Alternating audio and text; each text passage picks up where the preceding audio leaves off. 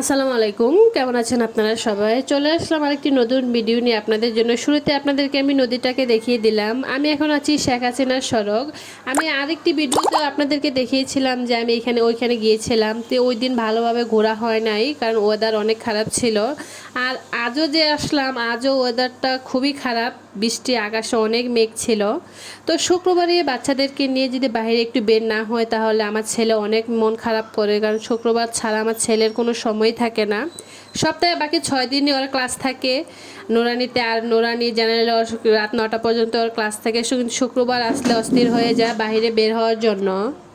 শুক্রবার আসলে বাইরে বের হওয়ার জন্য অনেক অস্থির হয়ে যায়। তো শুক্রবারে বিকেলবেলা বাচ্চাদেরকে নিয়ে বের হতেই হয়, না হয়ে কোনো উপায় নেই। আমার ছেলে অনেক করে যেন শুক্রবারে বের হতে না পারলে এ আর কি। কিন্তু আজও এসে ভালোভাবে ঘুরতে পারি নাই, বৃষ্টি শুরু হয়ে গিয়েছিল, আর বৃষ্টির মধ্যে দৌড়িয়ে সামনে চলে যেতে হয়েছিল। মানে সবাই, আজ এখানে অনেক মানুষ ছিল, কারণ ওয়েদারটা শুরুতে ভালোই ছিল, শেষের দিকে 6টা বাজবে ঠিক ওই সময় ওয়েদারটা অনেক খারাপ করে বৃষ্টি শুরু হয়ে যায়।